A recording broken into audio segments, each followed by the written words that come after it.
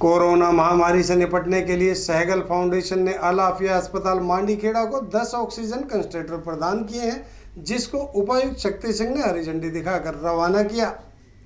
इस मौके पर उपायुक्त शक्ति सिंह ने सहगल फाउंडेशन और इंडियन एसोसिएशन ऑफ मिनोसेटा की मदद करने के लिए आभार व्यक्त करते हुए कहा कि इस मुश्किल समय में यह राहत सामग्री अस्पतालों और मरीजों के लिए मददगार साबित होगी। उपायुक्त ने बताया कि यह सारी सामग्री कोविड-19 राहत कार्यक्रम के रूप में सीएमओ सुरेंद्र यादव अल आफिया सिविल अस्पताल मांडीखेड़ा नूह को सौंपी जाएगी, ताकि यहाँ के स्थानीय निवासी व महामारी में कार्यरत चिकित्सकों और कर्मचारियों की जिंदगी में मदद मिल सके। उन्होंने कहा कि महामारी की भयानक स्थिति के चलते अस्पताल और डॉक्टर चिकित्सक उपकरणों की अभाव से जूझ रहे हैं, जिसे देखते हुए सहगल फाउंडेशन ने इंडियन एसोसिएशन ऑफ मिनोसेटा के सहयोग से कोविड महामारी के दौरान नागरिकों का जीवन बचाने में लगे कर्मचारियों के लिए प्रशासन का सहयोग करने का प्रयास किया है। सहगल फाउंडेशन ग्रामीण समुदाय के विकास के लिए पिछले 2 दशकों से निरंतर सक्रिय है। सहगल फाउंडेशन अपने सहयोगी पार्टनर्स के साथ मिलकर कोविड महामारी की शुरुआत से ही जरूरतमंद लोगों को राहत सामग्री प्रदान कर रहा है। अब से पहले भी सहगल फाउंडेशन ने अपने पार्टनर्स के सहयोग से नूह जिले में 15 ऑक्सीजन कंसंट्रेटर,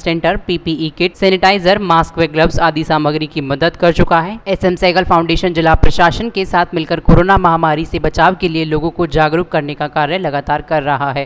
दूसरी वेव जो थी उसमें लगभग लगता है कि अभी नियंत्रण में आ गई, लेकिन मैं आपके माध्यम से अपील करना चाहूँगा सभी लोगों से कि कोविड प्रोटोकॉल का पालन करें। अब भी मास्क और सोशल डिस्टेंसिंग जरूरी है अगर हमें तीसरी वेव के कहर से बचना है।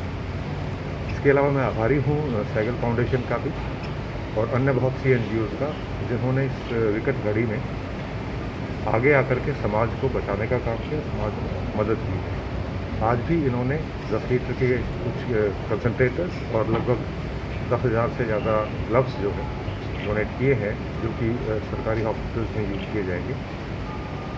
तो इनका मैं आभारी हूँ और उम्मीद करता हूँ कि अगर इस तरह की कोई परिस्थिति आती है तो सामाजिक संस्थाएँ बढ़ चढ़कर उसमें सहयोग करेंगे और हम अपने समाज को कोविड जैसी महामारी से बचाने की कोशिश करेंगे। परंतु फिर से अपील करना चाहूँगा, अब हमें एकदम से रिलैक्स होने की ज़रूरत नहीं है। मास्क और सोशल डिस्टेंसिंग का पालन करते रहें। अवसर मिलते ही वैक्सीनेशन जरूर कराएं, वो एकमात्र बचाव है बीमारी की गंभीरता को कम करने में। बहुत बहुत धन्यवाद। उन्होंने डोनेट किया जी और वो अब बहुत ही जल्द का फाउंडेशन रेडी हो गया है, जल्द ही आई थिंक वो फंक्शनल भी है, तो उससे बहुत बड़ी मदद मिलेगी हमारे को कल को अगर ऐसी परिस्थिति आ जाती है, और उसको हम बेहतर से बेहतर।